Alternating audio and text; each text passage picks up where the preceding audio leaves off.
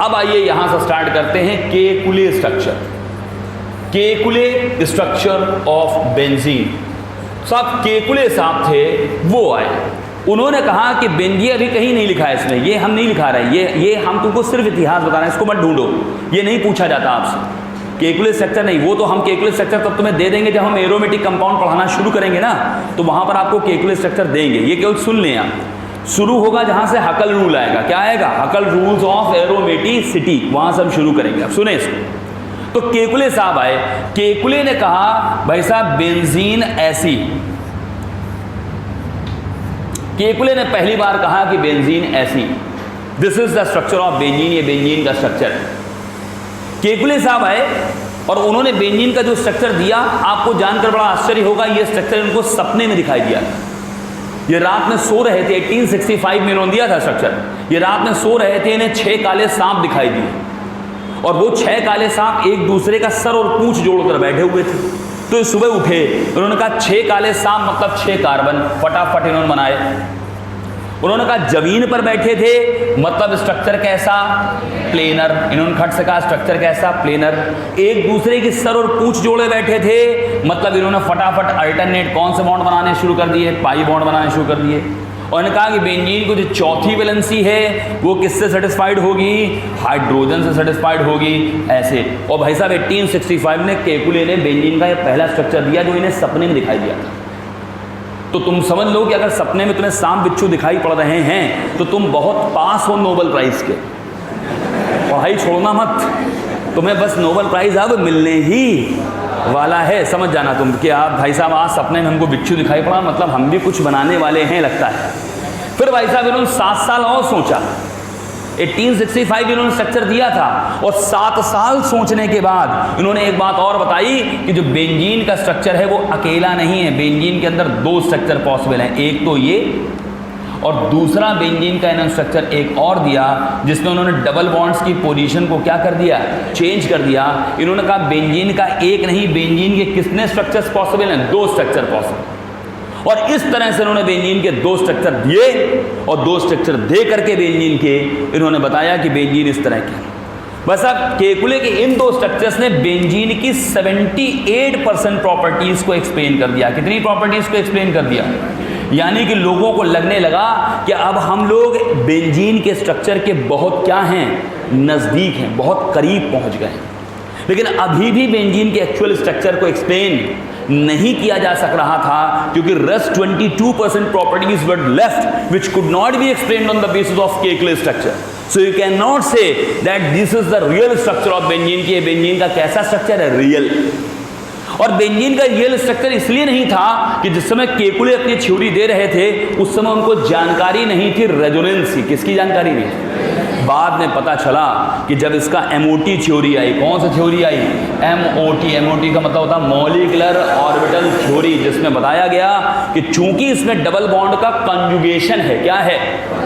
Double single double single double, इसलिए इसमें जो पाई बॉन्ड के इलेक्ट्रॉन्स हैं वो स्टैटिक नहीं हैं, वो लगातार क्या कर रहे हैं? घूम रहे हैं। और जब वो घूम रहे हैं तो बेंजीन का जो रियल स्ट्रक्चर है वो कुछ ऐसे दिया गया है। बेंजीन का रियल स्ट्रक्चर ऐसे बनाने का प्रयास किया गया। ये बेंजीन का रियल स्ट्रक्चर था जिसमें बताया गया कि पाई इलेक्ट्रॉन्स आर डीलोकलाइज्ड। यहां पर क्या दिखाया जा रहा है? इसमें बताया जा रहा है पाई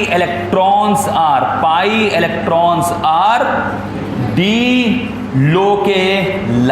डीलोकलाइज्ड हैं एंड प्रोड्यूसिंग, ये प्रोड्यूस कर रहे हैं। क्या प्रोड्यूस कर रहे हैं? इंड्यूस्ड क्या?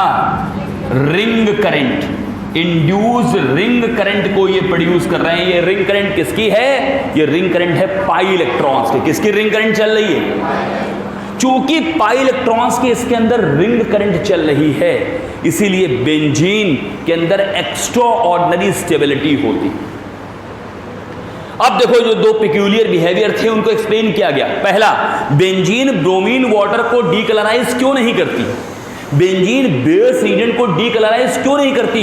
क्योंकि ब्रोमीन वाटर और बेयर्स एजेंट दोनों माइल्ड ऑक्सीडाइजिंग एजेंट है। क्या है? और माइल्ड ऑक्सीडाइजिंग एजेंट होने के कारण वो इस पाई इलेक्ट्रॉन के रिंग करंट को तोड़ नहीं पढ़ रहे थे, ये रिंग करंट लगातार बनी हुई थी, इसलिए वो उनको डीकलराइज नहीं कर पा रहे थे। पहली बात समझ में आई। और इसी इंड्यूस्ड रिंग करंट के चलते, इसी इंड्यूस्ड रिंग करंट के चलते ये एडिशन रिएक्शन भी नहीं दे रही थी। मेनली कौन सी रिएक्शन दे रही थी? सब्स्टिट्यूशन रिएक्शन दे रही थी। और ये इंड्यूस्ड रिंग करंट किसके कारण पैदा हुई? Due to resonance. किसके कारण पैदा हुई बेटा? रेजोनेंस के कारण पैदा हुई कि नहीं पैदा हुई? रेजोनेंस के कारण। अच्छा, अगर थोड़ी देर के लिए मैं थोड़ा सा चेंज कर दूं, जो अभी मैं बेंजीन का स्ट्रक्चर आपके सामने इस टाइप का बना रहा हूं, ये स्ट्रक्चर मैंने बनाया है, ये ना बनाकर अगर हम एक पाई बॉन्ड इसके अंदर से गायब कर दें, एक पाई बॉन्ड गायब कर दें, तो देखो रेजोनेंस अभी भी है इसके अंदर, अभी भी रेजोनेंस है। कैसे? डबल सिंगल डबल, देखो रेजोनेंस है, इसके अंदर भी रेजोनेंस है, इसके अंदर भी रेजोनेंस है, लेकिन यहां पर इंड्यूस्ड रिंग करंट डेवलप नहीं होगी। यहां जो रेजोनेंस होगा सिर्फ वो ऐसे यहां से यहां तक चलेगा बस। और जबकि इसमें रेजोनेंस पूरा किसमें डेवलप हो रहा है? रिंग में आ रहा है। इसमें रिंग करंट डेवलप हो रही है क्या? इसमें रिंग करंट डेवलप होगी क्या?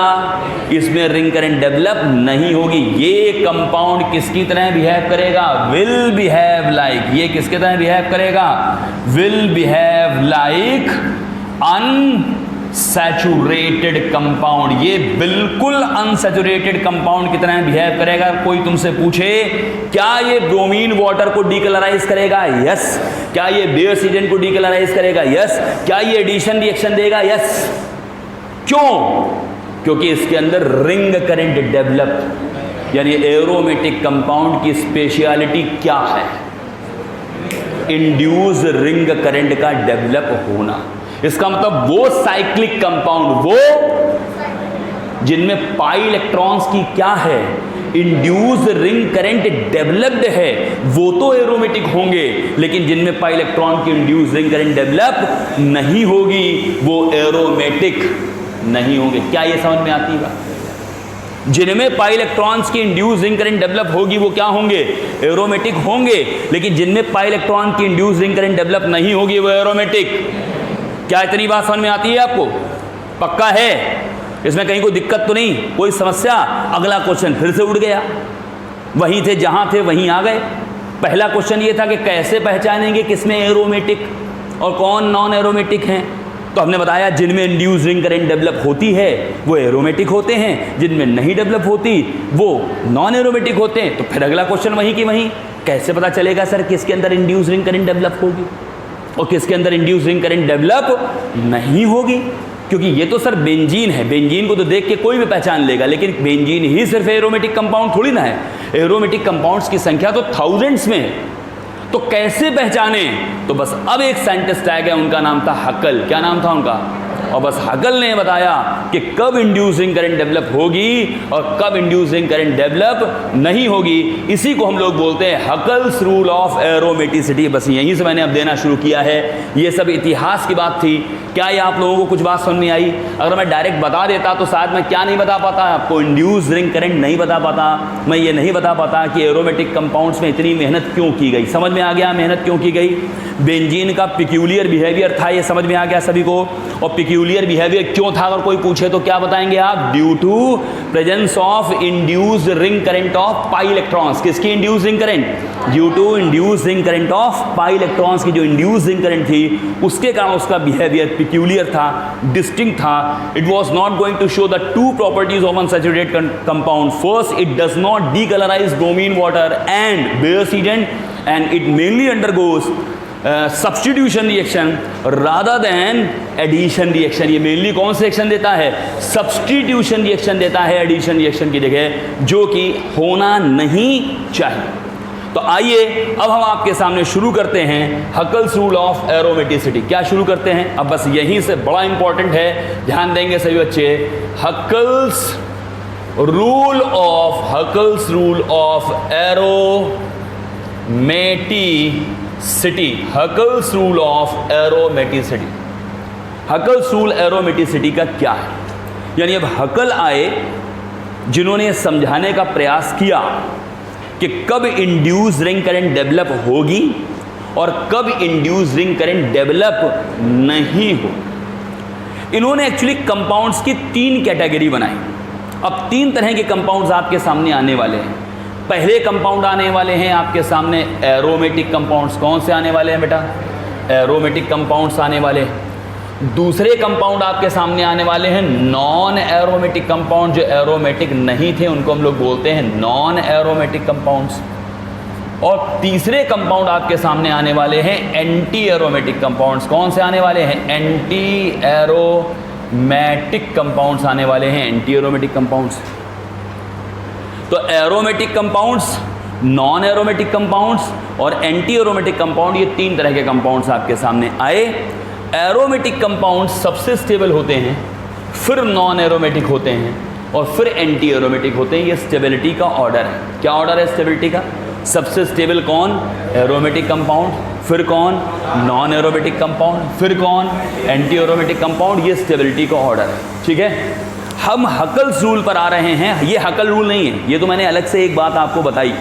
हकल रूल क्या कहता है, आइए देखें। हकल्स रूल, हकल्स रूल, हकल ने 2 बातें बताई, एक एरोमेटिक के लिए और एक एंटी एरोमेटिक के लिए। तो अगर कंपाउंड एरोमेटिक या एंटी एरोमेटिक नहीं होगा तो बचा क्या? Non aromatic. तब तो वो नॉन एरोमेटिक हो जाएगा। तो आइए इन 2 बातों को जो हकल ने बताई इनको समझने का हम लोग प्रयास करें। पहला, फर्स्ट, एनी, उन्होंने कहा बहुत अच्छे समझिएगा, एनी 3 बातें इंपॉर्टेंट हैं। साइक्लिक, बी प्लेनर, सी कॉन्जुगेटेड सिस्टम। कॉन्जुगेटेड सिस्टम, क्या कहा मैंने? 3 बातें। कौन कौन सी बातें कही? 3, साइक्लिक, प्लेनर, कॉन्जुगेटेड। सबसे पहले जब आपको कंपाउंड दिया जाए तो आप उसमें 3 बातें चेक कीजिए। पहला, कंपाउंड को साइक्लिक होना चाहिए। दूसरा, कंपाउंड को प्लेनर होना चाहिए। प्लेनर का मतलब इसकी हाइब्रिड स्टेट sp2 होनी चाहिए, क्योंकि sp2 हाइब्रिड स्टेट पर ही स्ट्रक्चर प्लेनर आता है। ट्राइगोनल प्लेनर स्ट्रक्चर आता है कि नहीं आता है sp2 हाइब्रिड स्टेट पर। कंपाउंड को साइक्लिक होना चाहिए, कंपाउंड को प्लेनर होना चाहिए और कंपाउंड को कॉन्जुगेटेड होना चाहिए। कॉन्जुगेटेड सिस्टम का मतलब जहां रेजोनेंस काम करता है। कितने तरह के सिस्टम कॉन्जुगेटेड होते हैं बेटा? 7 तरह के सिस्टम कॉन्जुगेटेड सिस्टम होते हैं, 7 तरह के। और ये 7 तरह के सिस्टम मैं आपको मीजोमेरिक इफेक्ट में पढ़ाऊंगा। कौन से इफेक्ट में हम लोग पढ़ेंगे? मीजोमेरिक इफेक्ट में 7 तरह के सिस्टम्स हम लोग जब रिएक्शन मैकेनिज्म पढ़ रहे होंगे तब मीजोमेरिक इफेक्ट में मैं आपको 7 तरह के सिस्टम बताऊंगा। अभी एरोमेटिक के लिए जो सिस्टम की जरूरत है उनको हम लोग थोड़ा समझ लें, और वहां केवल 3 सिस्टम काम करेंगे। कितने सिस्टम काम करेंगे? 4, 3 क्या 4। पहला, एक सिस्टम काम करेगा जब कार्बन कार्बन के बीच में डबल बॉन्ड हो और वो भी किधर लगा हो? अल्टरनेट चला जाए। अल्टरनेट मतलब double single double system, double single double single. तो ये सिस्टम कौन सिस्टम कहलाएगा बेटा? कॉन्जुगेटेड। ये सिस्टम कौन सा सिस्टम है? Conjugated system.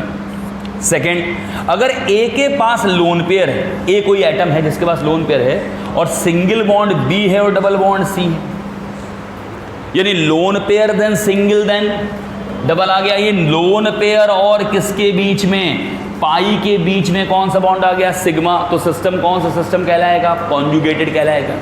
तीसरा, थर्ड आ रहा है आपके सामने, ए के ऊपर कौन सा चार्ज है और single bond B double bond C आ जाए तो सिस्टम कैसा कहलाएगा? कॉन्जुगेटेड। यानी पॉजिटिव और पाई के बीच में, किसके बीच में? पॉजिटिव और पाई के बीच में कौन सा बॉन्ड आ जाए? सिग्मा। तो सिस्टम कैसा होगा? कॉन्जुगेटेड होगा। और लास्ट है कि अगर ए के ऊपर कौन सा चार्ज है और इसके बाद बी डबल बॉन्ड क्या आ जाए? सी आ जाए, या निगेटिव और पाई के बीच में कौन सा बॉन्ड आ जाए? सिग्मा आ जाए, तो सिस्टम क्या होगा? कॉन्जुगेटेड होगा। कॉन्जुगेटेड का मतलब है जहां इलेक्ट्रॉन लोकलाइज्ड नहीं होंगे, जहां इलेक्ट्रॉन डीलोकलाइज्ड हो, यानी चल रहे होंगे। जैसे जो बच्चे मुझसे पढ़े हैं वो बड़ा कॉमन सी बात जानते होंगे, मैं हमेशा यही एग्जाम्पल देता हूं कि चलते हुए पंखे को देखो, ये रेजोनेंस की स्थिति में अगर पंखे को रोक दें, ये पंखे के जो 3 ब्लेड्स हैं इनको तुम 3 इलेक्ट्रॉन मान लो। क्या मान लो? हमने पंखे को रोक दिया, तीनों इलेक्ट्रॉन रुक गए। रुक गए का मतलब जहां हैं वहीं हैं, वो कहलाते हैं लोकलाइज्ड। क्या कहलाते हैं? जैसे इस समय आप सब बैठे हैं, आप सब इस समय क्या हैं? लोकलाइज्ड हैं। लेकिन इस समय हम क्या हैं? डीलोकलाइज्ड हैं, क्योंकि हम लगातार अपनी पोजीशन यहाँ से वहाँ तक बदल रहे हैं। तो डीलोकलाइजेशन का मतलब ये बिल्कुल नहीं होता कि हम छोड़ के क्लास को चले जाएं। एक डीलोकलाइजेशन वो भी है कि हम चलते ही चले जा रहे हैं, और एक है कि हम निश्चित जगह पर बार बार अपनी पोजीशन को क्या कर रहे हैं, बदल रहे हैं। जैसे पंखे के तीनों पर, पंखा चल रहा है, पंखा चल रहा है का मतलब ये नहीं कमरा छोड़ के चला गया है, पंखा चल रहा है मतलब उसके तीनों पर अपनी जगह पर क्या कर रहे हैं, घूम रहे हैं। एक ही पोजीशन पर बार बार वो क्या कर रहे हैं, अपनी पोजीशन को चेंज कर रहे हैं। इसको कहते हैं डीलोकलाइजेशन। क्या कहते हैं? तो पंखा चल रहा है मतलब डीलोकलाइज्ड है इसके पर, पंखा रुक गया मतलब इसके पर कैसे हैं, लोकलाइज्ड हैं। समझ में आया कि नहीं आया? तो डीलोकलाइजेशन दो तरीके का, एक तो जिसमें कंटिन्यूएशन में आदमी चला ही जा रहा है, कंटिन्यूएशन। जैसे एक सरदार जी थे, वो गए डॉक्टर साहब के पास, तो उन्होंने कहा डॉक्टर साहब ने कि देखो तुम्हारे लगता है डायबिटीज़ होने वाली है, तो तुम ऐसा करा करो, टहला करो रोज़ 5 किलोमीटर। तो भाई साहब 5 किलोमीटर टहलने के लिए वो कहा ठीक है। वो डॉक्टर साहब का 1 महीने बाद फ़ोन आया, डॉक्टर साहब ये बताइए कि मैं 150 किलोमीटर आ गया हूँ, क्या लौटना भी है क्या? तो मतलब टहलने मतलब ये थोड़ी ना था कि 5 किलोमीटर टहला करो, मतलब टहली गए बिल्कुल, रोज़ गए 5 किलोमीटर 150 किलोमीटर चले गए बिल्कुल आगे। टहलने मतलब ये था जाओ लौट के आ जाओ। तो डीलोकलाइजेशन में भी यही होता है, इलेक्ट्रॉन बार बार अपनी पोजीशन पर क्या आता है, लौट करके आता है। मेरी बात समझ रहे हैं? यहां भी इलेक्ट्रॉन के डीलोकलाइजेशन की बात मैं वही कर रहा हूं। सिस्टम 3 साइक्लिक है, प्लेनर है, कॉन्जुगेटेड है। क्या है? साइक्लिक है, प्लेनर है, कॉन्जुगेटेड है। तो मैंने कहा कॉन्जुगेटेड के लिए 4 बातें होनी जरूरी है। पहचान लोगे 4 बातें? Carbon carbon double bond alternate आए, एक positive then single then double, negative then single then double, and lone pair then single then. ये 3 बातें आपने पहचानी। पहला सिस्टम कैसा हो, साइक्लिक हो, दूसरा प्लेनर हो, और तीसरा क्या हो, पक्का। अब चौथी बात आती है, उन्होंने कहा सिर्फ इतने से इंड्यूस रिंग करंट डेवलप नहीं होगी ना, इतने से सिर्फ induce current develop, ring current develop नहीं होगी। उन्होंने कहा हैविंग, उन्होंने क्या होना चाहिए, हैविंग 4n+2 पाई इलेक्ट्रॉन होना चाहिए। कितने पाई इलेक्ट्रॉन्स होने चाहिए बेटा? 4n+2 पाई इलेक्ट्रॉन होने चाहिए। कितने पाई इलेक्ट्रॉन हो? फिर से मैं यहां लिखता हूं 4n+2 पाई इलेक्ट्रॉन्स, यानी पाई इलेक्ट्रॉन्स की संख्या इस फॉर्मूले को फॉलो करे, जहां पर n की वैल्यू कोई भी होल नंबर आप ले सकते हैं, 0 1 2 3 अप टू सो ऑन। अगर आप यहाँ n की वैल्यू 1 लेते हैं तो 2 पाई इलेक्ट्रॉन होगा, n की वैल्यू 2 लेते हैं तो 6 पाई इलेक्ट्रॉन होगा, अगर n की वैल्यू 3 लेते हैं तो 10 पाई इलेक्ट्रॉन होगा, और ऐसे ही आगे आप बढ़ते चले जाइए, कोई टेंशन नहीं है। ये एरोमेटिक की बात होगी। फिर इन्होंने एंटी एरोमेटिक के लिए भी यही कहा, इन्होंने कहा एनी, इन्होंने कहा कोई भी साइक्लिक कंपाउंड हो, फर्स्ट, दूसरा प्लेनर हो, तीसरा कॉन्जुगेटेड हो। मतलब एंटी एरोमेटिक के लिए भी पहली ये 3 बातें सेम हैं, साइक्लिक होना चाहिए, प्लेनर होना चाहिए, कॉन्जुगेटेड होना चाहिए। 3 बातें तो बेटा सेम हो गई। फिर उन्होंने कहा अगर इलेक्ट्रॉन्स की संख्या 4n पाई इलेक्ट्रॉन्स है, कितना, हैविंग, यहां पर लिख देते हैं हैविंग कितने pi electron, 4n pi electrons. अगर 4n पाई इलेक्ट्रॉन्स है तो ये कंपाउंड फट से कैसा हो जाएगा, एंटी एरोमेटिक हो जाएगा। अगर 4n+2 पाई है तो एरोमेटिक, और अगर 4n पाई है तो, अच्छा अब गौर से देखें, यहां पर मैं यहां पर n की वैल्यू अगर आपके सामने लूं तो n की वैल्यू आपकी 1 लें तो 4n पाई 0 ले नहीं सकते सर, 0 लेंगे तो 0 ही हो जाएगा, तो 1 लेंगे, अब यहाँ 1 से स्टार्ट होगा, n की वैल्यू 2 लें तो 8 पाई इलेक्ट्रॉन्स, n की वैल्यू 3 लें तो 12 पाई इलेक्ट्रॉन्स, ऐसे चलेगा। तो जो 4n+2 को फॉलो करेगा वो एरोमेटिक, जो 4n को फॉलो करेगा वो एंटी एरोमेटिक। अब इस फॉर्मूले को भूल जाओ, अब आप केवल 3 चीजें चेक किया करो। क्या? कंपाउंड को क्या होना चाहिए, कंपाउंड को साइक्लिक होना चाहिए। क्या होना चाहिए कंपाउंड को? साइक्लिक, कंपाउंड प्लेनर हो, कंपाउंड कॉन्जुगेट हो। 3 बातें पकड़ ली आपने। फिर इसके बाद सिंपल सा काम करिए बेटा, पाई इलेक्ट्रॉन्स की संख्या को गिनिए। अगर पाई इलेक्ट्रॉन्स की संख्या 4 से कट जाती है, 4 से कट जाती है तो एंटी एरोमेटिक, और अगर वो 4 से नहीं कटती है तो एरोमेटिक। देखो यहाँ जो भी वैल्यूज आ रही हैं 4n+2 पाई में, अगर जब तुम वैल्यू प्लेस करके देखोगे तो कोई भी वैल्यू 4 से नहीं कटेगी। 2 6 10 क्या 4 से कटेगी? और चूंकि ये 4n पाई है तो ऑब्वियस बात है ये सारी वैल्यूज 4 से तो बस पाई इलेक्ट्रॉन की संख्या गिनिए और गिनने पर अगर जो वैल्यू आती है वो 4 से कैंसिल हो जाती है, 4 से कट जाती है, तो वो कैसा हो जाएगा? Anti aromatic. 4 से नहीं कटेगा तो एरोमेटिक, और अगर कुछ भी नहीं हुआ तो वो नॉन एरोमेटिक। अगर पहली 3 कंडीशन सेटिस्फाइड नहीं हुई तो कौन सा कंपाउंड हो जाएगा? Non aromatic. अब आइए बहुत सारी कंडीशंस को हम आपके सामने रखते हैं और आपको समझाने का प्रयास करते हैं। अब आप किससे प्रैक्टिस करवाएंगे? अब आप बताइएगा। आज आप एरोमेटिक, एंटी एरोमेटिक और नॉन एरोमेटिक पहचान के जाएंगे यहाँ से, बिना पहचाने नहीं जाएंगे, ठीक है? आइए शुरू करते हैं। बहुत सारे एग्जाम्पल्स हम लोग लेंगे, शुरू करेंगे। अभी बुकलेट पे कॉन्सेंट्रेट ना करें, केवल अपनी कॉपी लें, उस पर फोकस करें, मुझे बताएं। बुकलेट को छोड़ दें, कॉपी पर फोकस करें और सब बच्चे नोट करना शुरू करेंगे कॉपी में। और मैं लिखता जा रहा हूँ, एक एक करके आप डिस्कस करते जाएंगे, बताते जाएंगे। पहला कंपाउंड मैंने आपके सामने लिया बेंजीन। क्या कंपाउंड लिया मैंने आपके सामने? बेंजीन। बताइए कंपाउंड कैसा? एरोमेटिक, नॉन एरोमेटिक कि एंटी एरोमेटिक? सभी को मालूम है, याद किया हुआ है। आइए इस पर हकल रूल लगाते हैं। क्या लगाते हैं? बताइए, क्या ये साइक्लिक है? क्या ये प्लेनर है? देखो प्लेनर के लिए कार्बन की हाइब्रिड स्टेट क्या होनी चाहिए? sp2 होनी चाहिए। देखो कार्बन की हाइब्रिड स्टेट, यानी जो भी एटम प्लेनर हो उसकी हाइब्रिड स्टेट sp2 होनी चाहिए। sp2 हाइब्रिड स्टेट दिख रही है? तो क्या ये साइक्लिक है? डबल बॉन्डेड कार्बन सब हैं, प्लेनर है। क्या ये पूरा मॉलिक्यूल कॉन्जुगेटेड है?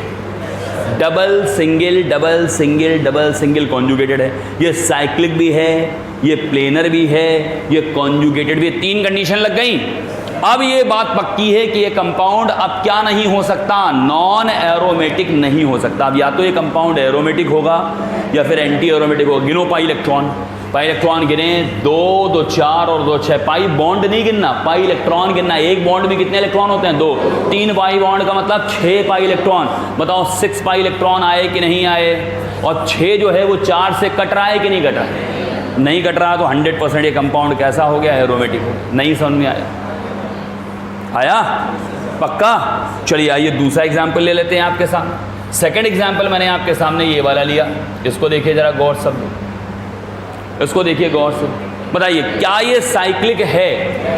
क्या ये प्लेनर है? बिल्कुल प्लेनर है। कैसे प्लेनर है? इसकी हाइब्रिड स्टेट भी sp2, इसकी भी sp2, इसकी भी sp2 और इसकी भी हाइब्रिड स्टेट sp2 है कि नहीं? ये साइक्लिक है, ये प्लेनर है।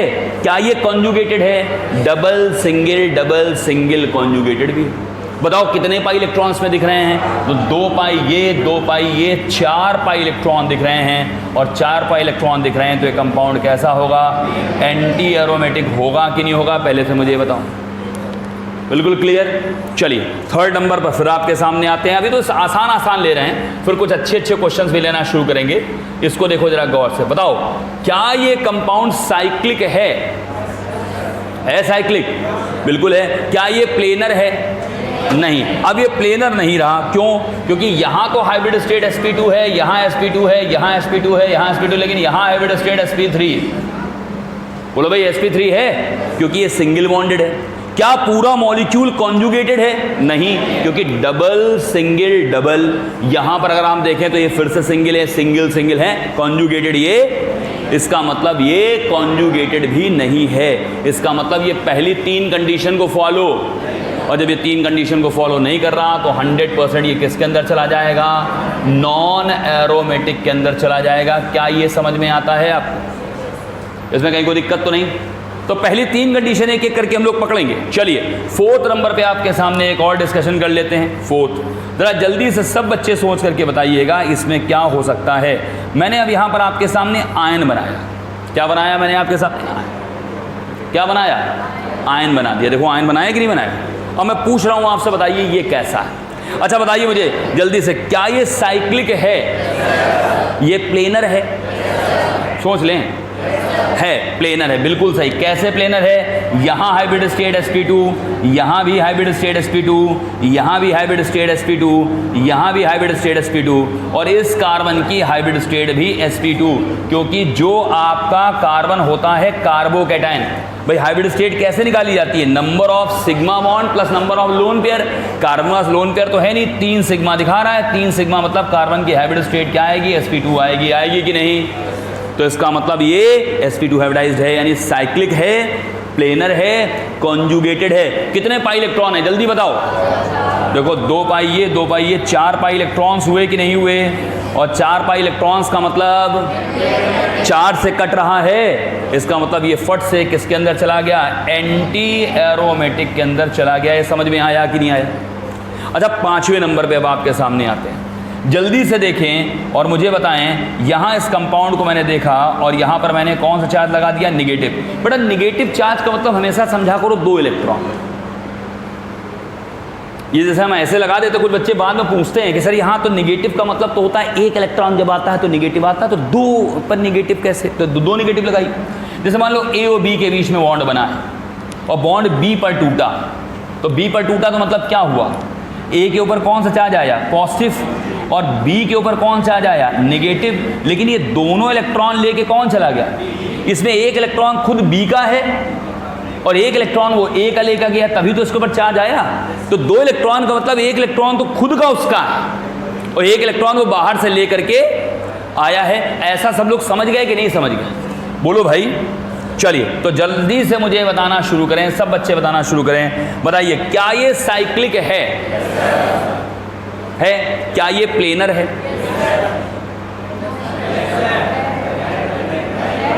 बड़ा संघर्ष है भाई साहब। कुछ कह रहे हैं नहीं है, नहीं है, नहीं है, नहीं है, है नहीं नहीं। इन्होंने कह दिया नहीं है, तो अगल बगल इसने देखा, बोले अरे काफ़ी लोग कह रहे हैं है, कैसे है? अच्छा बताओ क्या यहाँ ये कार्बन आयन है क्या? अगर इसको देखें तो ये कार्बन आयन है क्या? देखो यहाँ पर तो ये तो बिल्कुल पक्की सी बात है कि यहाँ पर हाइब्रिड स्टेट sp2 है, यहाँ पर इसकी हाइब्रिड स्टेट sp2 है, इसकी हाइब्रिड स्टेट sp2 है और इसकी हाइब्रिड स्टेट। अब मामला फंसा है केवल इस कार्बन आयन। बताओ कार्बन आयन की हाइब्रिड स्टेट क्या होगी? देखो यहाँ पर सिग्मा सिग्मा सिग्मा और ये लोन पेयर है कि नहीं? तो 3 सिग्मा और 1 लोन पेयर यानी 4, और 4 पर हाइब्रिड स्टेट sp3 आएगी कि नहीं? तो sp3 हाइब्रिड स्टेट आएगी, तो इसका मतलब यहाँ पर ये प्लेनर नहीं है। गलत जवाब। अब मेरी बात को गौर से सुने। जब भी कभी लोन पेयर रेजोनेंस में जाता है, किस में जाता है? तो लोन पेयर को हम हाइब्रिड स्टेट में काउंट नहीं करते। ये कॉपी में नोट करिएगा, याद रखिएगा। अगर लोन पेयर रेजोनेंस में जा रहा है, किस में जा रहा है, तो फिर हम उस लोन पेयर को हाइब्रिड स्टेट में काउंट नहीं करेंगे। क्यों? क्योंकि वो लोन पेयर डीलोकलाइज हो रहा है। हम वो लोन पेयर केवल काउंट करते हैं जो लोकलाइज्ड हैं, जो रुके हुए हैं। जो लोन पेयर डीलोकलाइज है उसको हम काउंट। क्या ये लोन पेयर रेजोनेंस में जाएगा? नेगेटिव देन सिंगल देन, तो क्या ये रेजोनेंस में चला जाएगा?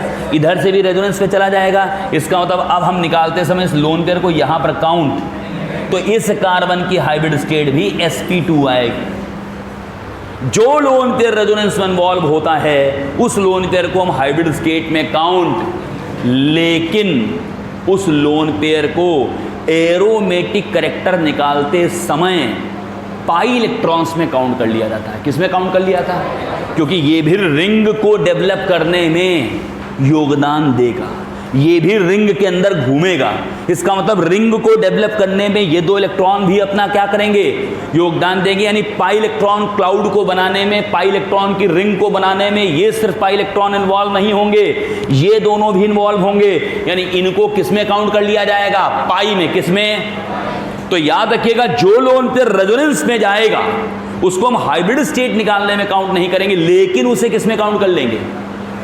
पाई इलेक्ट्रॉन निकालने में काउंट कर लेंगे। तो बताइए जरा यहाँ पर पाई इलेक्ट्रॉन कितने हुए? पाई पाई और ये भी पाई में काउंट किया जाएगा। तो 2 2 4 और 2 6। क्या यहाँ 6 पाई इलेक्ट्रॉन हैं? और अगर 6 पाई इलेक्ट्रॉन है तो वेरी इंपॉर्टेंट, ये कंपाउंड फट से कैसा हो गया? एरोमेटिक हो गया। क्या ये बात आपको समझ में आती है कि नहीं आती? ना समझ में आती हो तो बताओ। क्या मैंने बताया? लोन पेयर जो रेजोनेंस में इन्वॉल्व है उसको पाई इलेक्ट्रॉन में काउंट, रेजोनेंस में काउंट नहीं कर, उसमें हाइब्रिड स्टेट में काउंट नहीं करेंगे, लेकिन उस लोन पेयर को हम as a pi electron count कर लेंगे during the determination of aromatic character. क्या ये बात समझ में आती है सभी बच्चों को? बिल्कुल क्लियर है? क्या मैं इसे हटा दूं यहाँ से? कितने हो गया मुझे जल्दी से बताइए, कितने हमने डिस्कस कर दिया? 5 डिस्कस कर दिए। चलिए 6 डिस्कस करते हैं आपके सामने, 6। अभी तो बहुत सारे डिस्कस करेंगे, आप लोगों की अच्छी प्रैक्टिस हो जाएगी। आप मुझे बताइए इस कंपाउंड को देख पा रहे हैं क्या आप? और यहां पर मैंने डबल बॉन्ड लगाया, इसको देख पाए? बताइए क्या ये साइक्लिक है? क्या ये प्लेनर है? बिल्कुल प्लेनर है। कैसे सर प्लेनर है? अगर हम लोग ध्यान दें तो इसकी हाइब्रिड स्टेट sp2, इसकी हाइब्रिड स्टेट sp2, इसकी भी हाइब्रिड स्टेट sp2। क्या ये साइक्लिक है? क्या ये प्लेनर है? क्या ये कॉन्जुगेटेड है? देखो double single double double single double, पूरा मॉलिक्यूल कॉन्जुगेटेड है कि नहीं? ये साइक्लिक है, ये प्लेनर है, ये कॉन्जुगेटेड है। कितने पाई इलेक्ट्रॉन्स है इसमें? 2 की 4? पक्का?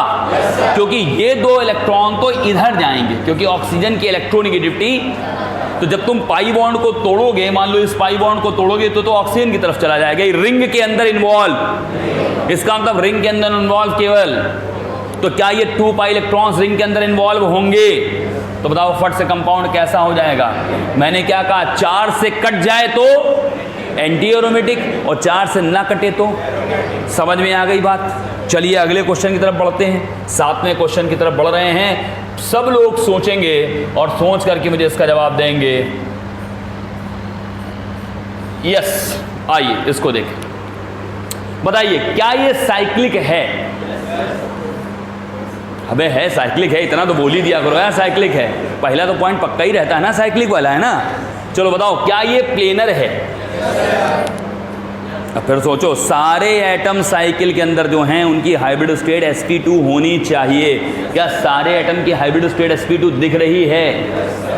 पक्का? कैसे? आइए चेक करते हैं। क्या यहाँ हाइब्रिड स्टेट sp2 है? क्या यहाँ पर हाइब्रिड स्टेट आपकी sp2 आ रही? क्या यहाँ पर हाइब्रिड स्टेट sp2 आ रही? बोलो भाई, क्या यहाँ हाइब्रिड स्टेट sp2 है? क्या यहाँ हाइब्रिड स्टेट sp2 है? क्या यहाँ भी हाइब्रिड स्टेट sp2 है? अब इस ऑक्सीजन की बात करते हैं। ऑक्सीजन के पास क्या 2 लोन पेयर दिख रहे हैं क्या बेटा? कितने लोन पेयर दिख रहे हैं? 2 लोन पेयर दिख रहे हैं ना। तो बताओ 2 लोन पेयर और 2 सिग्मा, मतलब मामला 4 का हुआ। तो मतलब हाइब्रिड स्टेट इसकी आनी चाहिए sp3, लेकिन क्या sp3 आएगी? क्यों? क्योंकि इसका एक लोन पेयर रेजोनेंस में जाएगा। तो जब एक लोन पेयर रेजोनेंस में चला जाएगा तो हम लोग यहाँ लोन पेयर 2 ना काउंट करके सिर्फ लोन पेयर काउंट करेंगे 1। तो आ जाएगा 2 + 1 3, और जब 2 + 1 3 हम लोग लेंगे, 2 + 1 मिला करके 3 लेंगे, तो यहाँ पर हाइब्रिड स्टेट हम लोग sp2 लिखेंगे, sp3 नहीं sp। तो क्या यहाँ ऑक्सीजन की हाइब्रिड स्टेट भी sp2 आएगी? बोलो यार, पक्का? अब जरा बताओ इसके अंदर कितने पाई इलेक्ट्रॉन्स? मतलब 3 कंडीशन सेटिस्फाइड हो गई। ये साइक्लिक भी है, ये प्लेनर भी है, ये कॉन्जुगेटेड भी है। 3 कंडीशन सेटिस्फाइड हो गई कि नहीं? बोलो बोलो बोलो, पक्का है? 3 कंडीशन सेटिस्फाइड हो गई। 3 कंडीशन सेटिस्फाइड हो गई। इसका मतलब अब या तो ये एरोमेटिक होगा या फिर ये, अब ये नॉन एरोमेटिक। कितने पाई इलेक्ट्रॉन्स? 2 2 4 और 2 6, ये वाला पाई काउंट। तो जब 6 पाई इलेक्ट्रॉन होंगे तो ये कंपाउंड 100% कैसा होगा? एरोमेटिक कैरेक्टर का होगा। क्या ये बात आपको समझ में आती है कि नहीं आती सभी बच्चों को? इसमें कहीं कोई दिक्कत तो नहीं है? 11वां नंबर क्लियर हो गया। चलिए इसी में एक 12वां नंबर लेते हैं, 12th 12वां लेते हैं। अरे 8वां यार, 11वां नंबर हम कह रहे क्लियर हो गया और 12वां ले लिया। खैर 8वां ले लेना है। चलो जरा जल्दी से बताओ मुझे, इस कंपाउंड का कोई बच्चा नाम जानता है क्या? अच्छा बताओ, ये कंपाउंड होमोसाइक्लिक है कि हेट्रोसाइक्लिक? अच्छा, अभी तुम लोगों को थोड़ी देर पहले मैंने एक और कैटेगरी बताई थी कि एरोमेटिक कंपाउंड्स में भी 2 कैटेगरी होती है, बेंजीनोइड और। क्या ये एरोमेटिक कंपाउंड है? अब ये कैसा एरोमेटिक है? बेंजीनोइड है कि नॉन बेंजीनोइड? क्या इसमें कोई बेंजीन रिंग दिख रही है क्या? बेंजीन रिंग तो कौन सी रिंग होती है? कार्बोसाइक्लिक रिंग होती है। होमोसाइक्लिक 6 कार्बन होते हैं कि नहीं? इसके अंदर कोई बेंजीन रिंग? इसका मतलब अगर पूछा जाए तो एरोमेटिक, और कैसा एरोमेटिक है? नॉन बेंजीनोइड एरोमेटिक कंपाउंड है कि नहीं बेटा? कैसा कंपाउंड है ये? बेंजीनोइड नहीं है। कैसा है? नॉन बेंजीनोइड एरोमेटिक कंपाउंड है कि नहीं? अच्छा बताओ, इस कंपाउंड को क्या हम लोग पिरिडीन कहते हैं? क्या ये पिरिडीन है? आप मुझे जल्दी से बताइए, पिरिडीन एक होमोसाइक्लिक कंपाउंड है कि हेट्रोसाइक्लिक? होमो के हेट्रो? और इसमें हेट्रो एटम हैं कितने? 1 हेट्रो एटम है ना। अच्छा बताओ, क्या ये साइक्लिक है? क्या ये प्लेनर है?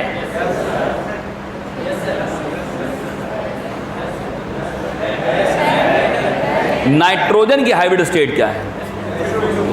सोच लो, क्या नाइट्रोजन का लोन पेयर रेजोनेंस में नहीं जाएगा?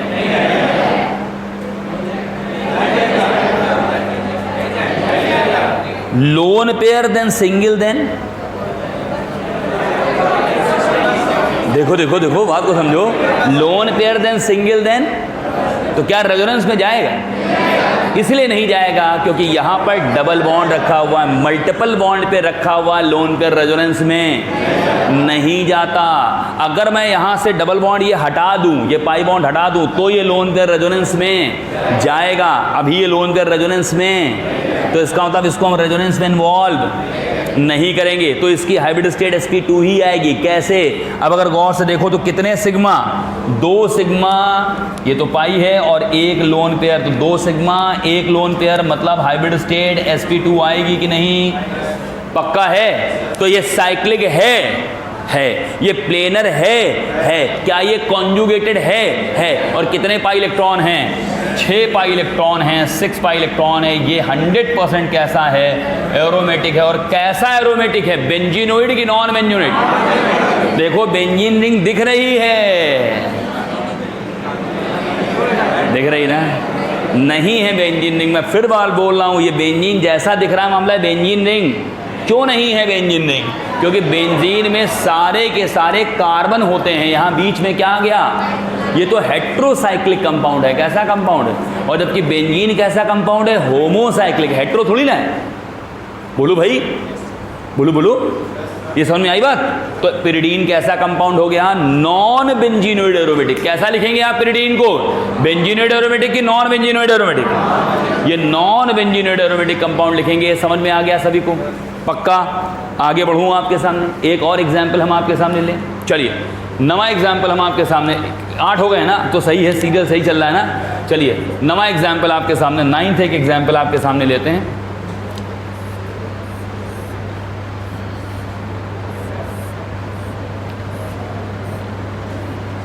बताइए जरा,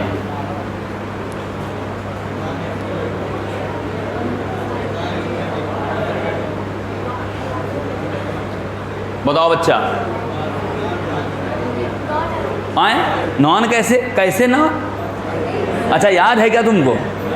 इनको याद है भाई, सब बच्चे पढ़े हुए हैं। कह रहे हैं सर क्या बात करते हैं, हम लोग बहुत समय से पढ़ रहे हैं और ये तो ऐसा होता है। क्यों होता है नॉन एरोमेटिक? बताओ। ये प्लेनर नहीं है। बिल्कुल सही इन्होंने जवाब दिया, क्योंकि ये प्लेनर, देखो बेटा, ये साइक्लो ऑक्टा टेट्राइन है। इस कंपाउंड का क्या नाम है? इस कंपाउंड का नाम है साइक्लो ऑक्टा टेट्राइन। और साइक्लो ऑक्टा टेट्राइन को अगर हम लोग देखें तो ये साइक्लिक है, ये प्लेनर भी है, ये कॉन्जुगेटेड भी, ऐसा लग रहा है। और इसमें अगर हम पाई इलेक्ट्रॉन गिने तो 2, 2, 4, 2, 6, 2, 8। जो पहली बार बच्चा पढ़ेगा 100% 8 पाई इलेक्ट्रॉन्स इसके अंदर हैं, और वो तुरंत 8 पाई इलेक्ट्रॉन देखते ही इसे एंटी एरोमेटिक बता देगा। और एंटी एरोमेटिक बताते ही ये गलत हो जाएगा, क्योंकि ये स्ट्रक्चर प्लेनर नहीं है, ये एक नॉन प्लेनर स्ट्रक्चर है। इसका स्ट्रक्चर टब शेप्ड होता है। कैसा होता है? ये टब शेप्ड स्ट्रक्चर को शो करता है। मामला कुछ ऐसा है इसके अंदर। ये देखिए, अगर इसको गौर से देखें तो ये कैसा स्ट्रक्चर है? This is a tub shaped structure है। कैसा स्ट्रक्चर है इसका? Tub shaped structure. और टब शेप का मतलब समझो क्या है? टब शेप का मतलब ये है कि जैसे हमारी ये बुकलेट, इस बुकलेट को अगर हम लोग देखें तो इसमें 4 कार्बन हैं। 1, 2, 3, 4 ये हैं। 5वां और छठा जो 8, इसमें कार्बन 8 हैं, 1, 2, 3, 4, 5, 6, 7, 8 कार्बन है कि नहीं? तो देखो, 4 कार्बन तो एक प्लेन पर है, लेकिन 5वां यहाँ है, छठा यहाँ है, तो ये ऐसे बन गया। और 7वां यहाँ है और 8वां यहाँ है, तो देखो एक ऐसे बन गया। तो ये टब बन गया कि नहीं बन गया पूरा? ये एक इलेक्ट्रॉन, ये कार्बन यहाँ, ये कार्बन यहाँ नहीं है, इसके प्लेन में नहीं है कार्बन। ये ऊपर है ऐसे, ये ऊपर ऐसे है, तो ये देखो एक टब बन गया, ये एक पूरा हिस्सा बन गया इसका टब का, और ये ऐसे है और ये ऐसे, तो ये कैसा स्ट्रक्चर हो जाता है? Tub shaped. और टब शेप्ड स्ट्रक्चर होते ही ये कंपाउंड नॉन प्लेनर हो जाता है। कैसा हो जाता है? Non planar. और जैसे ही ये कंपाउंड नॉन प्लेनर होगा तो नॉन प्लेनर होते ही ये कंपाउंड कैसा हो जाएगा? Non aromatic. कैसा हो जाएगा? नॉन एरोमेटिक कंपाउंड हो जाएगा। ये कंपाउंड कैसा होगा? Non aromatic. एक बात तुमको और बताएं, ये जो कंपाउंड आपके सामने लिखा है इसका मॉलिक्यूलर फॉर्मूला है C8H8। क्या है? और बेटा ऐसे कंपाउंड को हम लोग एन्युलीन कहते हैं। क्या कहते हैं? ये एक एक्स्ट्रा जानकारी आपको दे रहे हैं, एक्स्ट्रा जानकारी थोड़ी सी अपने पास रखिए। अगर कभी तुमसे कोई पूछ दे कि एन्युलीन क्या होते हैं, what do you mean by annulene, annulenes क्या होते हैं, बहुत छोटी सी बात बता रहा हूं, ऑर्गेनिक केमिस्ट्री में ध्यान रखेंगे। अगर आपके सामने कोई पूछ देता है कि व्हाट इज एन्युलीन, एन्युलीन क्या है, 3 बातें एन्युलीन के लिए बहुत जरूरी होनी चाहिए। फर्स्ट, ये साइक्लिक कंपाउंड होंगे, साइक्लिक हाइड्रोकार्बन होगा। क्या होगा? हाइड्रोकार्बन होगा। इसमें कार्बन हाइड्रोजन के अलावा और कुछ नहीं होगा, ये सिर्फ क्या होगा? साइक्लिक हाइड्रोकार्बन होगा। फर्स्ट। दूसरा, सेकंड है ये हमेशा CnHn फॉर्मूले को फॉलो करेगा। किसको फॉलो करेगा? CnHn, यानी जितने कार्बन होंगे उतने ही क्या होंगे? हाइड्रोजन होंगे। थर्ड, ये पॉलीइंस होंगे। पॉलीइंस होंगे, पॉलीइंस का मतलब कई सारे डबल बॉन्ड होंगे, इसके अंदर एक डबल बॉन्ड नहीं होगा, डबल बॉन्ड की संख्या एक से ज्यादा होंगी, और सब किस स्टेट में होंगे? कॉन्जुगेटेड स्टेट में। ये 3 बातें बहुत जरूरी हैं। साइक्लिक हाइड्रोकार्बन होंगे, CnHn होगा, साइक्लिक हाइड्रोकार्बन, पॉलीइंस हैं। अब तुम ये ऐसा कर सकते हो कि हाइड्रोकार्बन की जगह ही सीधे पॉलीइन लिख सकते हो कि साइक्लिक पॉलीइंस हैं, जो कि किस फॉर्म में होते हैं और हमेशा किस फॉर्मूले को फॉलो करते हैं। अब मैं आपसे क्वेश्चन पूछता हूं। क्वेश्चन ये है कि एन्युलीन कैन बी, एन्युलीन क्या क्या हो सकते हैं। क्वेश्चन बना रहा हूं आपके सामने। Annulene can be first aromatic, second anti aromatic, third non aromatic, और फोर्थ एनी ऑफ देम।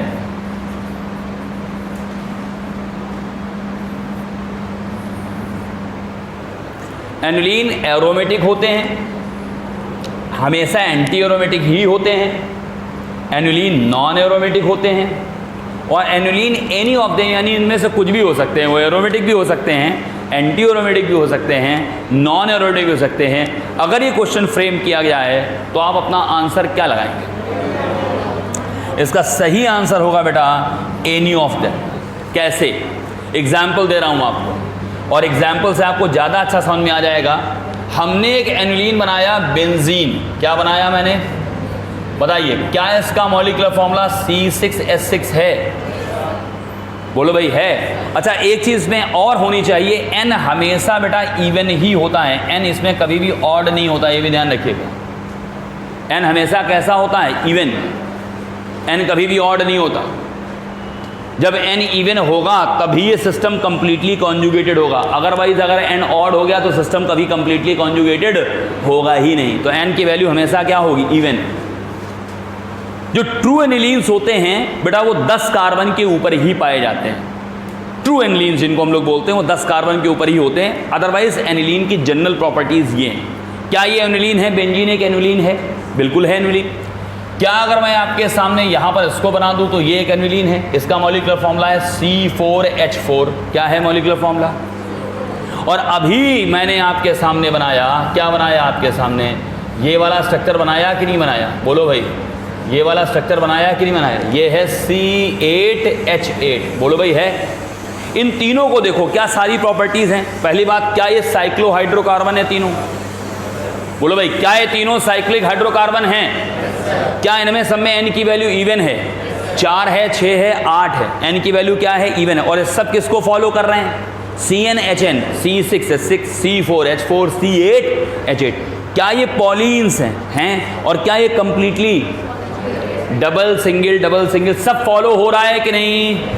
बताओ ये कंपाउंड कैसा कंपाउंड है, ये कंपाउंड कैसा कंपाउंड है, एंटी एरोमेटिक। और जबकि ये कंपाउंड कैसा कंपाउंड है, नॉन एरोमेटिक। तो मैंने क्या कहा, एनुलिन क्या हो सकते हैं, एनी ऑफ देम। ये एरोमेटिक भी हो सकते हैं, ये एंटी एरोमेटिक भी हो सकते हैं, ये नॉन एरोमेटिक भी हो सकते हैं, ये कुछ भी हो सकते हैं। एनुलिन का हमेशा मॉलिक्यूलर फॉर्मूला क्या होता है, CnHn। क्या होता है, CnHn होता है। Is it clear? कहीं किसी को दिक्कत तो नहीं होगी? चलिए एक क्वेश्चन आपसे और पूछते हैं। मुझे बताइए, क्या कोई बच्चा इस कंपाउंड का नाम जानता है? Due the name of this compound. इसका नाम है फ्यूरॉन। क्या नाम है इसका? और फ्यूरॉन का ही तुमने सुना होगा, एक सॉल्वेंट बनाया जाता है THF। अक्सर आता होगा, तुमने देखा होगा एरो के ऊपर अक्सर करके लिख दिया जाता है THF, जिसको हम लोग कहते हैं टेट्राहाइड्रोफ्यूरॉन। टेट्राहाइड्रोफ्यूरॉन सुना है? ये टेट्राहाइड्रोफ्यूरॉन क्या होता है, इसी फ्यूरॉन के जब हम चारों डबल बॉन्ड तोड़ देते हैं और तोड़ करके 4 हाइड्रोजन जोड़ देते हैं। देखो यहाँ पर डबल बॉन्ड था, हमने डबल बॉन्ड तोड़कर एक हाइड्रोजन यहाँ, एक हाइड्रोजन यहाँ जोड़ दिया, और इस डबल बॉन्ड को तोड़ के एक हाइड्रोजन यहाँ, एक हाइड्रोजन यहाँ जोड़ दिया। तो फ्यूरॉन पे हमने कितने हाइड्रोजन जोड़े, 4। अब डबल बॉन्ड नहीं बचा, तो भाई साहब ये क्या हो गया, टेट्राहाइड्रोफ्यूरॉन। तो ये सिर्फ फ्यूरॉन है और ये आपका THF है, इसको कहते हैं टेट्राहाइड्रोफ्यूरॉन। क्या कहते हैं इसे हम लोग, टेट्राहाइड्रोफ्यूरॉन कहते हैं, टेट्राहाइड्रोफ्यूरॉन। जरा जल्दी से बताइए फ्यूरॉन का नेचर कैसा है, एरोमेटिक, एंटी एरोमेटिक की नॉन एरोमेटिक? बताइए जरा जल्दी से मुझे बताइए, फ्यूरॉन कैसा है, साइक्लिक है? क्या फ्यूरॉन साइक्लिक है? नहीं साइक्लिक है। अच्छा बताओ, क्या ये प्लेनर है? कैसे प्लेनर है, जरा जल्दी से बताओ मुझे। sp2 sp2 sp2 sp2, क्या ये प्लेनर है, साइक्लिक है, प्लेनर है? क्या बताओ ये कॉन्जुगेटेड है? अच्छा भाई ऑक्सीजन को देखो, इसका लोन पेयर अंदर रिंग में इन्वॉल्व होगा ना, तो यानी इसकी हाइब्रिड स्टेट भी sp2 आएगी ना, यानी ये साइक्लिक भी है, ये प्लेनर भी है और ये कॉन्जुगेटेड भी है। कैसे कॉन्जुगेटेड है, आप देखें जरा, डबल सिंगल डबल, और यहाँ lone pair then single then double, lone pair then single then double. बोलो भाई है पक्का? बताओ कितने पाई इलेक्ट्रॉन, और अगर इसके अंदर 6 पाई इलेक्ट्रॉन हैं तो इसका नेचर कैसा होगा, एरोमेटिक होगा कि नहीं होगा?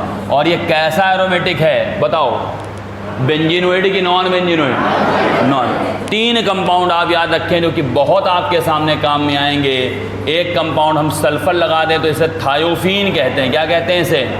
और अगर हम लोग नाइट्रोजन लगा देते हैं तो इसे हम लोग पायरॉल कहते हैं। क्या कहते हैं? पायरॉल। ये कंपाउंड बहुत काम में आएगा, इसे हम लोग थायोफीन कहते हैं। क्या कहते हैं? It is called thiophene. और इसको याद रखिएगा, इसे हम लोग पायरॉल कहते हैं। क्या कहते हैं इसे? पायरॉल। और ये फ्यूरॉन है आपका, दिस इज कॉल्ड फ्यूरॉन। तो फ्यूरॉन, थायोफीन, पायरॉल। अच्छा बताओ टेट्राहाइड्रोफ्यूरॉन का नेचर कैसा है? टेट्राहाइड्रोफ्यूरॉन कैसा है, एरोमेटिक, नॉन एरोमेटिक या एंटी एरोमेटिक? नॉन एरोमेटिक पक्का? कैसे? अरे यार ये साइक्लिक तो है, प्लेनर ही नहीं है। यहाँ पर भी हाइब्रिड स्टेट क्या आएगी? sp3। यहाँ भी हाइब्रिड स्टेट क्या आएगी? sp3। यहाँ भी हाइब्रिड स्टेट क्या आएगी? sp3। और यहाँ भी हाइब्रिड स्टेट क्या आएगी? sp3। यानी ये प्लेनर नहीं है, तो इसका मतलब ये कंपाउंड कैसा हो गया? नॉन एरोमेटिक हुआ कि नहीं हुआ? कंसेप्ट समझ में आता है? नहीं आता कंसेप्ट समझ में? आता है ना कंसेप्ट समझ में? तो बेटा जिन बच्चों को कंसेप्ट समझ में आता है उनके लिए अगला क्वेश्चन है। जिन बच्चों को ये नोट कर लिया सभी लोगों ने, इसमें कोई दिक्कत तो नहीं है? जो भी एक्स्ट्रा चीज़ें नोट करते जाना, हमने केवल इंट्रोडक्शन उसमें दिया है। जितने अब इतने सारे एग्जाम्पल देने कोई मतलब नहीं था, ये तो क्लास में दे के हम समझाएंगे स्वयं जो दे रहे हैं। तो इसलिए मैंने आपसे कहा जो भी चीज़ें एक्स्ट्रा आपको दिखती जाएँ वो अपना कॉपी में नोट ज़रूर करते जाइए, तो आपको फ़ायदा रहेगा। इतने सारे एग्जाम्पल हम बुकलेट में देने का कोई मतलब ही नहीं है, ठीक है? वो तो हमें बोर्ड पे समझाने हैं सारे एग्जाम्पल। अब आपके लिए एक दे रहा हूँ, इस कंपाउंड को देखें ज़रा सभी बच्चे। यहाँ मैंने बोरॉन का इस्तेमाल किया। किसका इस्तेमाल किया है? बोरॉन का इस्तेमाल किया। जरा बताइए इसका नेचर कैसा है, aromatic, non aromatic, anti aromatic. जिन बच्चों को बेटा कंसेप्ट क्लियर है ना, रटा नहीं है, कंसेप्ट क्लियर है, वो इसका आंसर दे पाएंगे। क्योंकि आप जब आंसर देंगे तो मैं आपसे पूछूंगा भी कि ऐसा कैसे, तो इसलिए मुझे बताइएगा ऐसा कैसे। तो आप पहले तो ये बताइए इसका नेचर कैसा।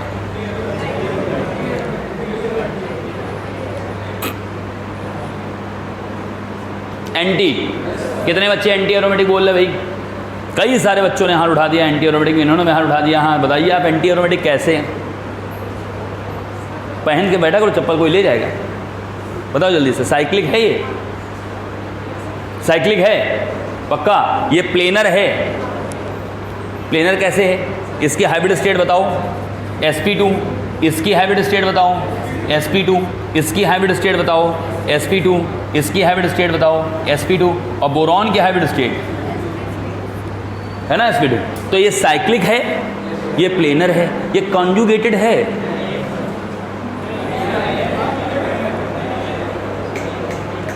कॉन्जुगेटेड है मतलब इसमें क्या रेजोनेंस है? डबल, सिंगल, डबल, ये तो रेजोनेंस में है। क्या बोरॉन रेजोनेंस में इन्वॉल्व होगा?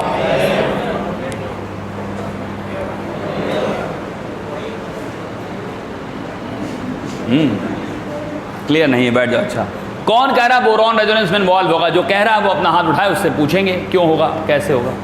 किसी बच्चे ने हाथ उठाया, हाँ ये देखो एक बच्चे ने हाथ उठाया, दो लोगों ने हाथ उठाया, इसमें बोरॉन रेजोनेंस में इन्वॉल्व होगा। क्यों भाई? इलेक्ट्रॉन डेफिशिएंट है। इलेक्ट्रॉन डेफिशिएंट है, हाँ सही है, सही कह रही है, इलेक्ट्रॉन डेफिशिएंट है। तो कितने इलेक्ट्रॉन डिफिशिएंसीज? पॉजिटिव चार्ज आएगा, बोरॉन पे पॉजिटिव चार्ज आएगा। तुम क्या कहना चाहते हो भाई? हैं? यस यस यस यस, बिल्कुल सही कह रहे हैं। गुड, वेरी गुड, बैठ जाओ। दोनों लोगों ने बात सही कही। अब मैं जो कहना चाह रहा हूं उस बात को आप सुने। रेजोनेंस के लिए मुझे क्या चाहिए ये जाने। अच्छा, मैं अभी आपसे एक क्वेश्चन पूछता हूं कि CH2 double bond CH single bond CH2, क्या इसमें रेजोनेंस काम करेगा? करेगा ना? क्यों काम करेगा? क्योंकि आप कह रहे हैं इसमें पॉजिटिव चार्ज है। अब इसको दूसरे शब्दों में समझो, पॉजिटिव चार्ज नहीं है, इस कार्बन के पास वैकेंट p ऑर्बिटल है। इस पॉजिटिव चार्ज ने क्या किया? कार्बन के पास वैकेंट p ऑर्बिटल जनरेट किया। कार्बन की एक्साइटेड स्टेट क्या होती है मुझे बताइए? 1s2 2s1 2p3। एक इलेक्ट्रॉन s से जंप करके p में जाता है, क्या ये कार्बन की एक्साइटेड स्टेट होती है? इस एक्साइटेड स्टेट में कार्बन के पास कोई भी वैकेंट p ऑर्बिटल यानी चार्ज इसमें डीलोकलाइज नहीं हो पाएगा, क्योंकि चार्ज आने के लिए ऑर्बिटल तो चाहिए, खाली ऑर्बिटल चाहिए, उसमें तो चार्ज आएगा।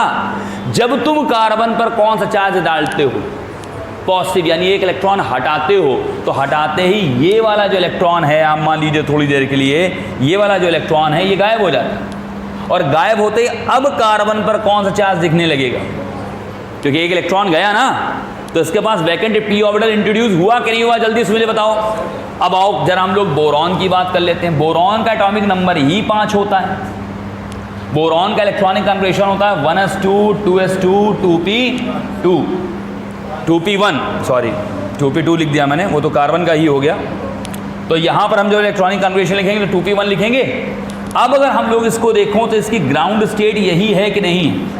ग्राउंड स्टेट में बोरॉन में अनपेयर्ड इलेक्ट्रॉन कितने हैं? 1। लेकिन जब हम बोरॉन की कौन सा स्टेट बनाएंगे, तो एक्साइटेड स्टेट बनाने में हम लोग क्या करेंगे? एक इलेक्ट्रॉन को यहाँ से लेकर यहाँ जंप करा देंगे। बताओ, जो कार्बन पॉजिटिव का इलेक्ट्रॉनिक कॉन्फ़िगरेशन है वही इलेक्ट्रॉनिक कॉन्फ़िगरेशन क्या बोरॉन का दिख रहा है आपको? यानी कार्बन पॉजिटिव के पास भी वैकेंट p ऑर्बिटल है और बोरॉन के पास भी क्या है? वैकेंट p ऑर्बिटल है। तो जिस तरह से कार्बोकैटायन में रेजोनेंस होता है, ठीक उसी तरीके से इस बोरॉन में भी क्या होगा, रेजोनेंस होगा, यानी यहाँ पर वैकेंट p ऑर्बिटल है, यहाँ कॉन्जुगेशन माना जाएगा, रेजोनेंस होगा, और जब रेजोनेंस होगा तो यहाँ पाई और यहाँ पाई, कितने पाई इलेक्ट्रॉन्स होंगे, 4 पाई, और ये कंपाउंड खट से किस में चला जाएगा, एंटी एरोमेटिक में चला जाएगा। किस में चला जाएगा, एंटी एरोमेटिक। Very important. तो यहां पर इसे एंटी एरोमेटिक बनाने में आपको ऐसा देखने में लग रहा था कि यहां कोई कॉन्जुगेशन नहीं है, जबकि कॉन्जुगेशन है। क्यों है, क्योंकि बोरॉन के पास क्या प्रेजेंट है, वैकेंट p ऑर्बिटल प्रेजेंट है, और उसी वैकेंट p ऑर्बिटल के अंदर ही रेजोनेंस होता हुआ आपको दिखाई देगा, उसमें ही रेजोनेंस होगा। नहीं समझ में आई बात, समझ आई बात, नहीं आई। अच्छा, अब मुझे जरा जल्दी, ये सब लोगों ने नोट कर लिया।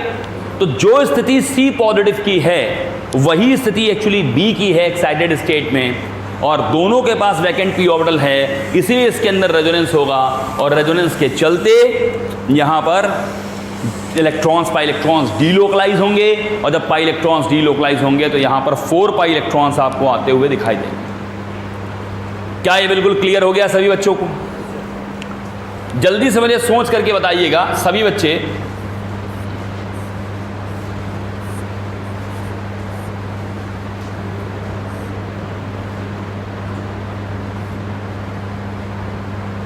इस कंपाउंड का नेचर कैसा होगा?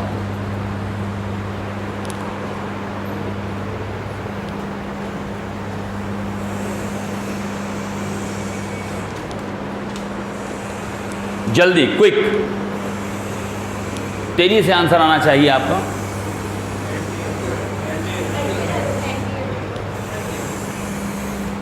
एंटी एरोमेटिक, एंटी एरोमेटिक होगा। क्या ये बिल्कुल सही है? सभी बच्चे कह रहे हैं एंटी एरोमेटिक। निकाला कैसे? आइए देखते हैं, चेक करते हैं। बताइए, क्या ये साइक्लिक है? क्या ये प्लेनर है? sp2 sp2 sp2 sp2, ये 4 तो sp2 दिख ही रहे हैं। अब आइए इस नाइट्रोजन की और इस ऑक्सीजन की बात कर लेते हैं, इनका नेचर कैसा है। नाइट्रोजन और ऑक्सीजन की बात कर लेते हैं। तो देखो, ये नाइट्रोजन का जो लोन पेयर है वो रेजोनेंस में जाएगा। अब वैसे तो यहाँ पर 3 सिग्मा और एक लोन पेयर दिख रहा है, लेकिन जब ये लोन पेयर रेजोनेंस में चला जाएगा तो इसकी हाइब्रिड स्टेट भी क्या आती हुई दिखाई देगी, sp2 दिखेगी। और जब यहाँ आओगे तो यहाँ भी 2 सिग्मा और 2 लोन पेयर हैं, लेकिन चूंकि एक लोन पेयर रेजोनेंस में चला जाएगा तो इस ऑक्सीजन की हाइब्रिड स्टेट भी आती हुई दिखाई देगी, sp2। तो इसका मतलब ये साइक्लिक भी है, ये प्लेनर भी है, और ये कॉन्जुगेटेड भी है। कैसे? Lone pair then single then double, lone pair then single then double, lone pair then single then double, lone pair then single then double, सब पूरा कॉन्जुगेशन में है कि नहीं कॉन्जुगेशन। अब बताओ इसमें कितने पाई इलेक्ट्रॉन्स हैं? 2, 2, 4, 2, 6 और 2, इसमें 8 पाई इलेक्ट्रॉन्स माने जाएंगे।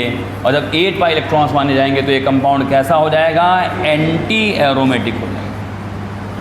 कैसा हो जाएगा ये कंपाउंड, एंटी एरोमेटिक नेचर का। समझ आया?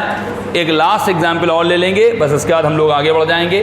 एरोमेटिसिटी और एंटी एरोमेटिसिटी का काम इतना कंप्लीट। अगर आप पहचानना जानते हैं तो फिर किस टाइप का भी क्वेश्चन आ जाए आप आसानी से सॉल्व कर लेंगे। देखिए, 2 रिंग्स मैंने आपस में फ्यूज़ की। अब ये मैंने एक रिंग नहीं, मैंने कितनी रिंग्स के अंदर चले गए, 2 रिंग्स के अंदर चले गए, और मैंने पूछा आपसे कि बताइए इस कंपाउंड का नेचर कैसा हो।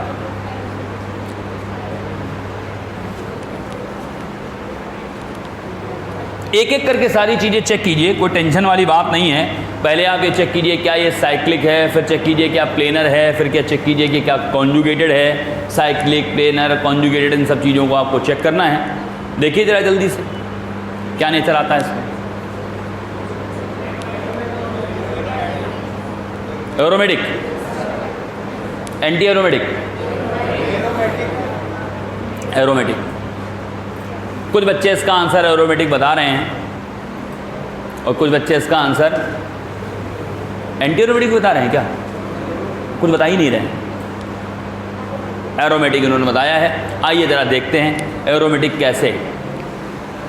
तो पहले तो इसका तरीका बता देते, फिर तुमको ट्रिक भी बता देते हैं इसकी, समझ जाना आसानी से। बताओ क्या ये पूरा साइक्लिक है? ये बिल्कुल कंप्लीट साइक्लिक है। क्या ये प्लेनर है? sp2 sp2 sp2 sp2 sp2, यहाँ भी आपका sp2, यहाँ भी sp2 और यहाँ भी आपका sp2, सब जगह sp2 sp2 sp2 sp2 sp2 sp2, सब जगह sp2 है। क्या ये साइक्लिक है? क्या ये प्लेनर है? बिल्कुल प्लेनर है। क्या ये कॉन्जुगेटेड है? पूरा मॉलिक्यूल देखो conjugated, double single double single double single double single, सब जगह पूरा क्या है? कॉन्जुगेटेड है। ये साइक्लिक भी है, ये प्लेनर भी है, ये कॉन्जुगेटेड भी है। अब हमें गिनने हैं कौन से इलेक्ट्रॉन? पाई। तो अब यही समस्या आ रही है यार, ये वाला देखो, ये तो गिने जाएंगे, ये गिने जाएंगे, ये गिने जाएंगे, इनको गिना जाएगा कि नहीं गिना जाएगा? समस्या ये है। तो हमने जैसा कहा बाहर वाले पाई आप ना गिने, नहीं गिनेंगे तो इसका नेचर कैसा आ जाएगा? 6 पाई, और 6 पाई पर कैसा हो जाएगा? एरोमेटिक। लेकिन ये कोई बात नहीं हुई, ये कोई बात नहीं हुई सर। क्यों? क्योंकि अगर हम इन पाई को नहीं गिनेंगे तब तो हमारा कंजुगेशन टूट जाएगा। अगर इस पाई को छोड़ देंगे, पाई है ही नहीं, तो पाई है ही नहीं, तो इस रिंग और इस रिंग के बीच में कॉन्जुगेशन, मैं यहाँ देखो डबल सिंगल, तभी तो कॉन्जुगेशन मिल रहा है। डबल फिर सिंगल फिर डबल फिर सिंगल फिर डबल, तभी तो सिस्टम कॉन्जुगेट। थोड़ी देर के लिए मानो ये पाई नहीं है तो फिर क्या होगा? अगर ये पाई नहीं है तो फिर डबल फिर सिंगल फिर सिंगल फिर सिंगल, कॉन्जुगेशन। तो ये बात सही है कि हम बाहर वाला पाई नहीं गिनते, लेकिन इसके कंसेप्ट को आप समझेंगे तो आप समझ जाएंगे कि हमने ऐसा क्यों बोला। अब आइए इसके कंसेप्ट के अंदर चलते हैं थोड़ा सा। एक बात सही है, ये पाई इलेक्ट्रॉन रेजोनेंस में तो जाएगा पक्का, या तो ये इस रिंग के साथ जाएगा रेजोनेंस में, और या ये इस रिंग के साथ रेजोनेंस में जाएगा। किसी एक रिंग के साथ रेजोनेंस में तो ये जाएगा ही जाएगा। ये रेजोनेंस में जाना किस रिंग के साथ पसंद करेगा? जहां इसका कैरेक्टर एरोमेटिक आ रहा हो कि एंटी एरोमेटिक आ रहा हो। स्टेबल क्या होता है? एरोमेटिक के एंटी एरोमेटिक। तो ये पाई इलेक्ट्रॉन फट से इस साइड टूट जाएगा, यानी कि ये इधर जाएगा। अच्छा बताओ, इधर जाएगा तो होगा क्या? इधर जाने पर होगा क्या? आप जरा जल्दी से सोचिएगा सभी बच्चे, इधर जाने पर क्या होगा? हमको ये सोचना है, क्या यहाँ पॉजिटिव आएगा? क्या यहाँ डबल बॉन्ड है? देखो ये अपने आप में एरोमेटिक रिंग हो गई। कैसे एरोमेटिक रिंग हो गई? साइक्लिक है, उसको मत भूल जाओ, उसको भूल जाओ।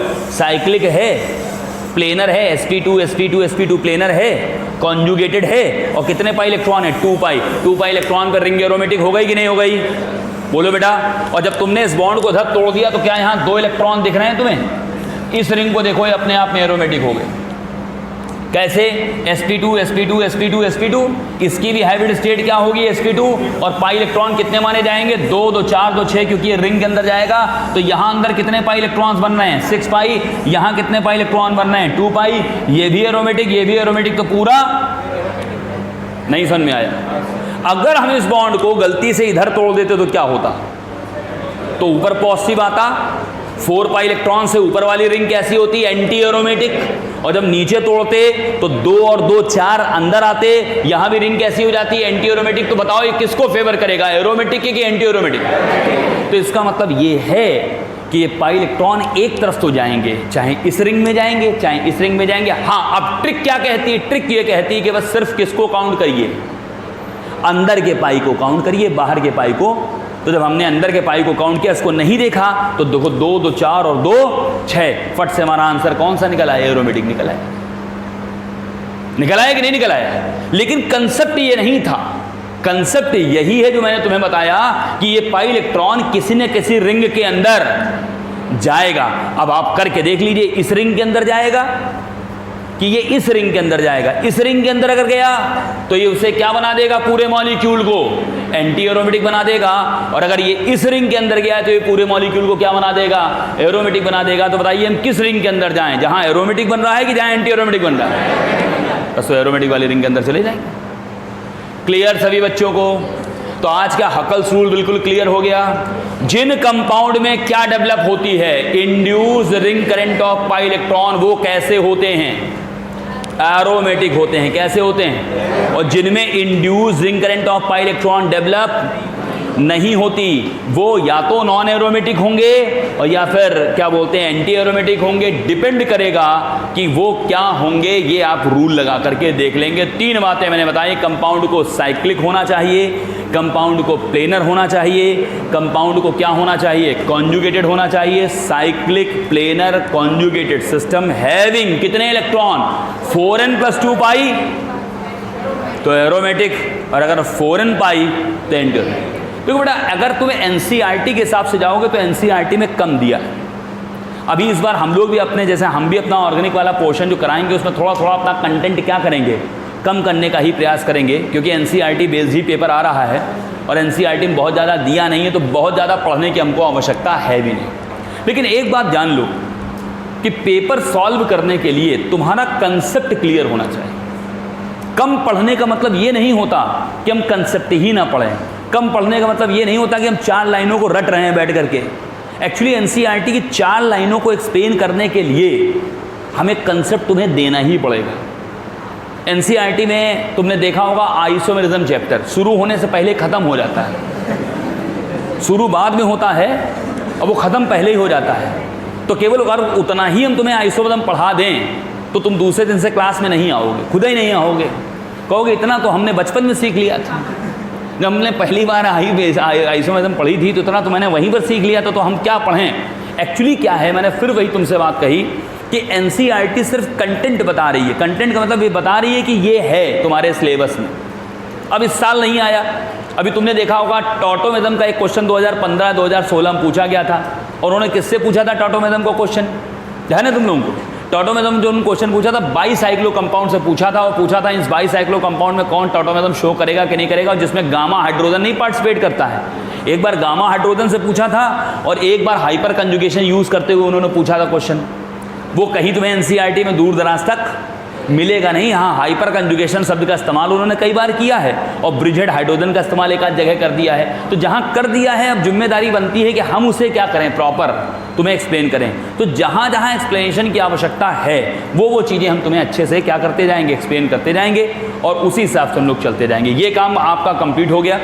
अब हम लोग आईयूपीएसी सिस्टम की तरफ धीमे से क्या करेंगे, मूव करेंगे। सर ने यहाँ थोड़ा ज़्यादा समय ले लिया था, 10 से 12 पढ़ा दिया था उन्होंने, तो अब 12:05 या 7 मिनट पर छोड़ा था, तो मेरी क्लास 12 बजे तक थी, तो अब मुझको थोड़ा सा आगे बढ़ाना पड़ेगा, लेकिन नहीं करेंगे, चलो इतना ही करते हैं। बहुत ज़्यादा होने से क्या होता है, रुक जाओ, खुश मत हो, जो बता रहे हैं उसको सुन लो। कह रहे सर बहुत हो गया, मतलब मामला ये जितना आज मैंने कराया है समझ में आया कि नहीं है। 1 नवंबर से आपकी टेस्ट सीरीज़ स्टार्ट हो रही है, पता होगा सबको। आज आपको टेस्ट सीरीज़ का शेड्यूल भी मिल जाएगा। बेटा तुम समझ लो कि तुम्हारे लिए जो क्या बोलते हैं सबसे की पॉइंट है तुम्हारे सिलेक्शन का, वो तुम्हारी टेस्ट सीरीज़ है। ईमानदारी से टेस्ट सीरीज़ देते जाओ, ईमानदारी से सारे टेस्ट देते जाओ और अपनी पोजीशन को चेक करते जाओ। गलती हम लोगों से सिर्फ एक जगह होती है कि हम लोग पढ़ते बहुत हैं और टेस्ट बहुत कम देते हैं। जो बच्चे सेलेक्ट नहीं हो रहे हैं इसका मतलब सिर्फ और सिर्फ उसका पीछे एक लॉजिक है कि आपकी अभी प्रॉपर प्रैक्टिस नहीं है, आपसे सिली मिस्टेक्स हो रही हैं। हो रही है कि नहीं हो रही। जिन बच्चों के नंबर 500 के ऊपर हैं, जरा घर में जाकर देख लो, कम से कम 10 क्वेश्चन ऐसे मिल जाएंगे जिसमें तुमने जानबूझ करके गलती कर दी, मतलब अनजाने में तुमसे गलती हो गई, तुम्हें आता था। पेपर में इस बार कुछ ऐसा था ही नहीं जिसको तुम कह सकते हो कि यार तो मुझे आता ही नहीं था या मैं कर ही नहीं सकता था। इसका मतलब है आप सिर्फ और सिर्फ प्रैक्टिस की कमी है। तो इस बार ज़बरदस्त तरीके से प्रैक्टिस कीजिएगा। हम लोग भी प्रयास यही करेंगे कि आपको अधिक से अधिक क्या करा पाएँ, प्रैक्टिस करा पाएँ और सही समय पर आपका सिलेबस कंप्लीट कर दें, ताकि आप लास्ट में भी अच्छे से प्रैक्टिस कर पाएँ। ठीक है। दूसरा अनाउंसमेंट ये है कि कल से फिजिक्स और केमिस्ट्री की टाइमिंग इंटरचेंज है। रोहित सर से बात हुई थी तो कल से वो टाइमिंग को चेंज कर रहे हैं। केमिस्ट्री की टाइमिंग पहली हो जाएगी 8 से 10 और जो फिजिक्स की टाइमिंग होगी वो 10 से 12 हो जाएगी। इस साथ रोहित सर ने क्लास में बताया भी होगा। केमिस्ट्री की टाइमिंग जो है वो 8 से 10 और फिजिक्स की टाइमिंग 10 से 12 हो जाएगी। तो कल पहली क्लास केमिस्ट्री की होगी, दूसरी क्लास फिजिक्स की होगी। ठीक है। जैसे ही बुकलेट में हम पहुंच जाएंगे आईयूपीएसी सिस्टम पे, हम कह देंगे अपने क्वेश्चंस आप करना शुरू कर दीजिएगा। प्रयास ये करेंगे कि इस बार आपको बुकलेट के सॉल्यूशंस हम वीडियो सॉल्यूशन प्रोवाइड कर दें, आपके मोबाइल पर वो सॉल्यूशन पहुंच जाएं। आपको जिस क्वेश्चन का आंसर देखना हो वो अपना घर में बैठ करके देख लीजिए कि सर ये क्वेश्चन था, इसका आंसर क्या था। आपको कुछ क्लास में डिस्कस करने की आवश्यकता नहीं पड़ेगी। ठीक है बेटा, चलिए ठीक है, मिलते हैं आपसे नेक्स्ट टाइम।